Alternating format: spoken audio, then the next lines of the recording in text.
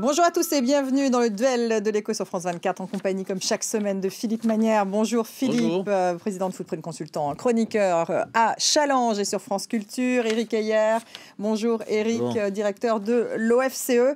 Le programme du Front National, c'est exactement l'inverse de ce qu'il faut pour relancer la croissance, car il me rappelle étrangement le programme commun de la gauche de 1981.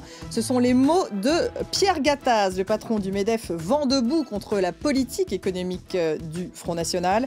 Le président de la CGPME, François Asselin, appelle le gouvernement à prendre des mesures énergiques et courageuses pour sortir la France de la crise afin d'éviter que le FN n'aille de victoire en victoire.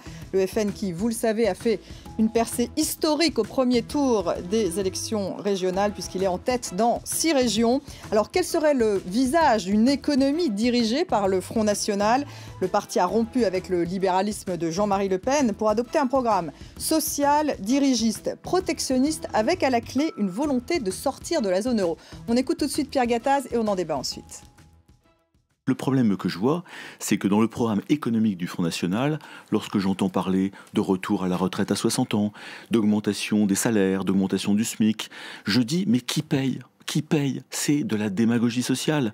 Donc j'en ai marre, si vous voulez, en tant que chef d'entreprise, de me dire, on va dire, mais la retraite à 55 ans, pourquoi pas? Et puis on va augmenter tous les salaires, mais pourquoi pas? Ceux qui payent à la fin, ce sont les entreprises qui sont déjà harassées par une pression fiscale incroyable et qui fait que nous créons du chômage. Chaque fois qu'on augmente des impôts, des taxes, des cotisations, eh bien on crée du chômage. Philippe, alors très clairement, Pierre Gattaz s'oppose à ce programme économique du FN. Qu'en pensez-vous? C'est vrai qu'il y a un programme social, retraite à 60 ans, revalorisation des petits salaires de 200 € lorsqu'ils sont en dessous de 1500 €, un État fort, un État protectionniste, une planification directement attachée au Premier ministre, donc là on est vraiment dans une économie dirigée. C'est un voyage dans le temps. On n'est plus du tout dans le libéralisme en tout cas, de Jean-Marie Le Pen. Alors il y a eu un moment où le Front National était libéral, il était même ridiculement libéral. Par exemple, vous savez qu'il y a une thèse libérale qui est parfaitement défendable, c'est que dans certains cas, quand on baisse les impôts, on y gagne parce qu'il y a plus de richesse qui est créée et donc avec un taux plus faible, on a plus de revenus. Sauf que moi, je me souviens avoir fait une critique. C'était Reagan, ça. C'était Reagan, entre autres. Mais je me rappelle qu'il y a eu un moment où le Front National était sur ce positionnement très libéral, très baisse des impôts, en particulier des impôts directs. Mais il allait tellement loin qu'il disait on va mettre un impôt sur le revenu à 0%. Alors là, évidemment, ça ne marche plus parce que vous pouvez mettre 0% sur n'importe quoi, ça ne fait pas rentrer d'argent. Donc c'est vous dire d'où on vient. On vient d'un programme qui, il y a 15-20 ans, était très économie de marché. Alors là, on est tombé de l'autre côté du cheval. Corbyn, vous savez, le nouveau patron du Parti travailliste au Royaume-Uni, fait souvent rigoler parce qu'il veut rouvrir les mines de charbon, nationaliser les chemins de fer. Enfin, c'est un voyage de 25 là, ans. on est exactement... Alors, il nous manque que la réouverture des mines de charbon. C'est probablement à la prochaine élection, on va nous le promettre. On a tout le reste. On a ressorti du magasin des accessoires toutes les vieilles lunes, toutes les gaudrioles d'antan. C'est une combinaison, effectivement, de 1981 qui avait, à l'époque, peut-être des vertus parce que c'était sans doute nécessaire que la gauche arrive au pouvoir et qu'il y avait certainement des excès qui avaient été tolérés par les pouvoirs précédents. Mais aujourd'hui, revenir avec des recettes qui étaient déjà un peu folles en 81, y combiner la sortie de l'euro. Alors là, vous regardez ce qui s'est passé en Argentine quand ils ont décroché le peso. Enfin bon, c'est vraiment un truc ringard qui n'a absolument aucune cohérence interne, qui est... c'est un appauvrissement du pays, ça garantit absolument l'appauvrissement du pays. C'est juste risible. C'est juste risible. Bon, alors personne s'y intéresse généralement, et puis les régionales, c'est pas très grave. C'est-à-dire que même si le Front National gagnait les 13 régions, ce programme ne serait pas appliqué compte tenu des compétences des régions. Mais enfin, si vous regardez de près le programme, on hésite entre rire et pleurer tellement il est imbécile, ringard, daté, sans cohérence, et à quel point il nous condamne absolument à la misère. Il nous condamne à la misère. Oui, non, je souscris avec tout ce qui a été dit. Alors, il faut quand même. En quoi vous choque-t-il le plus? Parce que finalement, c'est un programme de gauche. Non, c'est pas très à gauche. C'est pas un problème de gauche. Mais alors, peut-être que tout de même, dans les régionales, on a l'impression qu'ils tiennent un autre discours. C'est-à-dire qu'il n'y a pas, là, dans les régionales, ils disent on va baisser les impôts, on va baisser aussi les dépenses. Donc, vous voyez, c'est pas du tout la même cohérence avec le discours national, puisque là, il y a baisse d'impôts, baisse des dépenses, non-remplacement des fonctionnaires qui partent à la retraite. Tout. Enfin, dans la région PACA, en tout cas, il y a quelques différences. Mais vous voyez que ça n'a aucune cohérence avec le discours national. Dans le discours national, c'est un État fort, unifié, alors que dans les régionales, c'est au contraire une place plus importante dans les régions, avec une importance moindre pour les préfets. Donc vous voyez que là, il y a une incohérence entre ce que l'on peut lire et ce que vient d'écrire Philippe, etc. Et par contre, ce que l'on peut lire dans le programme, admettons, de Marion. Et alors pour vous, en quoi l'État fort, justement, est une erreur, malgré tout ? Non, mais c'est que l'État doit effectivement, la place de l'État doit être assez importante, mais est-ce que l'État doit être stratège? Non, c'est pas l'État qui doit être stratège, c'est l'État qui doit accompagner et qui doit réguler l'économie, ce qui est un peu différent. C'est-à-dire que là, elle parle de planification, oui, nationalisation d'ailleurs partielle des banques de dépôt, des transports, et puis que les plus fortes capitalisations boursières mettent au pot, affectent 15% de leurs résultats dans une réserve spéciale. Il ne faut pas aller dans cet extrême-là. Non, mais que le libéralisme ait des défauts et qu'il y ait une critique du libéralisme et du capitalisme et qu'on essaie de le corriger parce que ça crée des inégalités, parce que ça crée de la pollution et donc c'est nuisible à l'environnement et donc qu'on mette des normes pour essayer de réguler ce capitalisme et cette économie de marché, moi je suis plutôt favorable, mais on le fait progressivement, c'est pas une nationalisation qu'il faut faire, ça effectivement c'est un bond en arrière qui n'est pas souhaitable. Donc, trop coûteux. Mais c'est trop coûteux et puis économiquement, c'est pas viable. Donc, effectivement, il faut se méfier. On sait que ça va appauvrir l'économie, ce type de programme. Le problème, c'est qu'on ne peut pas dire avec certitude de combien et pendant combien de temps. Donc, il y a un flou. Mais ce que l'on sait... d'évaluation. En fait, cette évaluation, puisqu'on est dans on n'a pas le logiciel effectivement pour l'évaluer de façon précise. Donc on a des convictions, on a certaines idées, on sait les enseignements du passé et puis quand même un certain nombre de choses qui montrent très clairement que ça ne peut pas marcher. Complètement raison. Par exemple sur la protection, réintroduction d'une taxe protectionniste en quelque sorte, c'est taxé à 3% sur les importations. C'est incompatible avec l'appartenance à l'Union européenne. Donc ça veut dire que si on veut vraiment le faire, il faut sortir de l'Union européenne. Sortir de l'Union européenne, ça a quand même un certain nombre d'inconvénients. Et puis, de toute façon, quand vous taxez les importations des autres, les autres, devinez quoi? Ils taxent vos exportations vers eux.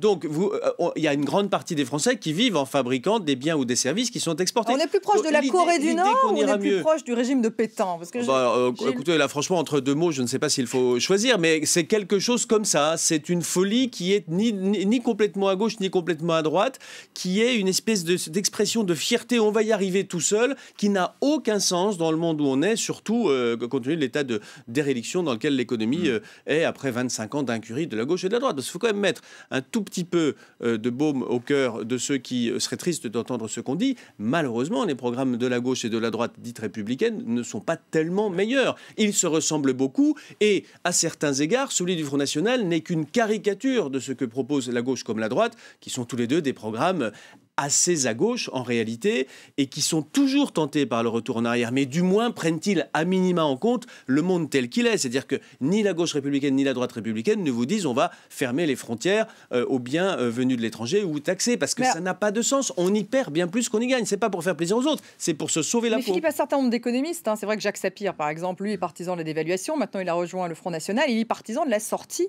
de la zone euro. Alors, Éric, est-ce qu'à l'OFCE, vous avez fait un calcul justement de ce que pourrait coûter cette sortie? Bon, ça coûterait aux épargnants, mais au final, est-ce qu'on est sûr? Non, on peut décrire les mécanismes, on ne peut pas l'évaluer parce qu'à chaque fois, il faudrait mettre une hypothèse de combien va se dévaluer le franc le jour où on sort. Est-ce qu'on sort seul? Est-ce qu'on sort de façon c'est 15%, concertée? 20%, 30%? Personne ne peut le dire avec certitude. Et pour toutes les hypothèses, on a ce problème. Donc, il n'y a pas une évaluation, il y en a plusieurs. Et donc, d'ailleurs, dans la nature, vous en voyez. Ce que l'on sait, c'est que ça va coûter aux alentours un minimum de 5 points de PIB dès la première année. Donc, ça, c'est énorme. C'est énorme. 5 points de PIB, en sachant qu'on n'a même pas 1% de croissance au rythme où on est.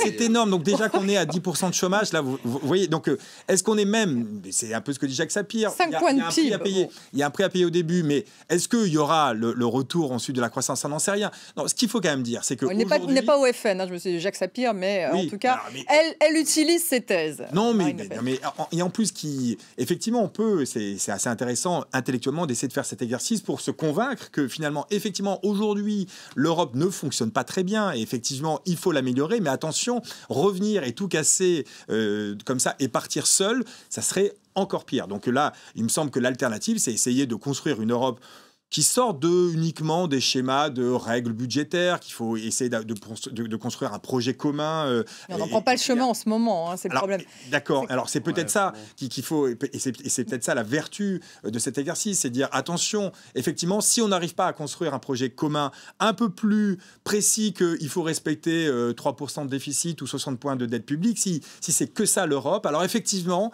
la thèse du Front National va mordre de plus en plus. Donc regardons ce que dit cette cette thèse et essayons, du coup, pour la contrer, de prévoir aussi une Europe qui grandit et qui grandit pour tous les citoyens. C'est intéressant que les autres candidats aient un projet européen. Je n'en suis pas si sûr.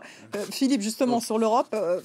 C'est-à-dire que l'Europe, si vous voulez, dans les beaux quartiers où on a le temps de rêver, on trouve qu'il en faudrait toujours plus. Et moi, j'ai tendance à penser comme ça, parce que j'ai la chance de ne pas être RMiste dans un canton déshérité d'une région qui va très mal. La plupart des Français pensent qu'on en a fait au moins assez. Et sans doute un peu trop. C'est d'ailleurs assez difficile de leur donner tort sans rentrer dans le détail. Peut-être qu'il y a des choses qu'on a faites en Europe qu'on aurait pu ne pas faire. Et je vais même jusqu'à dire, peut-être qu'on a eu tort de faire l'euro, peut-être qu'on en bénéficie moins qu'on croyait. Tout le monde le dit aujourd'hui, on n'aurait pas dû le faire. Mais ça se discute. Il y a beaucoup d'avantages de l'euro, mais ça se discute. Ce qui est vrai, ce qu'il faut vraiment que les gens comprennent, c'est que c'est pas parce que peut-être on n'aurait pas dû le faire, peut-être, qu'il faut le défaire. Parce que si on le défait, je suis alors pour le coup convaincu que ça va nous coûter très très cher. Et donc, le faire était peut-être une erreur, mais alors le défaire maintenant, en tout cas tout seul dans son coin, en claquant la porte, c'est la recette pour le suicide. Donc on aurait payé, même dans l'hypothèse où on n'aurait pas dû le faire, ce qui encore une fois est une hypothèse, 2 fois, en le faisant et en le défaisant. Surtout si on le défait comme le recommande Marine Le Pen, c'est-à-dire en disant salut les gars, on s'en va. C'est un délire. La dette publique va nous étouffer. On va sortir on va être mis au banc des nations fréquentables parce qu'on va fermer les frontières et on va s'appauvrir. Donc ça n'est pas notre intérêt, quoi qu'on pense de l'objectif un peu iréniste de toujours plus d'Europe. Je crois qu'il faut sortir de l'idée que toujours plus d'Europe nous sortira. Je pense que les gens n'en veulent plus. Mais c'est un peu mieux d'Europe. C'est-à-dire que globalement, ça on peut fait pas essayer. Rêver. Oui, c'est ça. Voilà. Mais il faut un peu mieux d'Europe. Je suis d'accord. Et c'est pas le plus d'Europe qui est en cause. C'est le projet européen aujourd'hui ne peut pas se résumer à des critères de dette sur PIB ou de déficit sur PIB. Il faut aller plus loin sur une construction, sur quel projet, où est notre spécialité, est-ce qu'il y a des transferts entre les régions, etc. européennes. C'est ça. Il faudrait que l'Europe effectivement fasse rêver. Voilà, c'est ça. Et ce qui n'est pas le cas aujourd'hui. On ne va pas aller voir nos voisins en disant qu'on a bien réfléchi et que dans le fond, on veut toujours pas respecter les règles, qu'on est à peu près les seuls à pas respecter depuis 10 ans, et que 2, on serait content qu'en plus ils nous fassent régulièrement un petit virement ne font pas rêver. Faire les fins de mois. Malheureusement, on n'est pas en situation de tendre la sébille. Non, mais je pense que c'est pas la France qui est l'élève malade de l'Europe. Moi, je pense que c'est l'Europe du Sud qui est complètement malade, et c'est l'Europe en règle générale. Regardons la zone euro et la zone au monde où il y a le moins de croissance économique depuis maintenant 5 ans. Ça veut bien dire qu'effectivement, la façon dont on gouverne la gouvernance européenne... Les solutions ne sont pas dans le programme économique du Front National. Merci à tous les deux. Merci à vous d'avoir suivi. Restez avec nous sur France 24.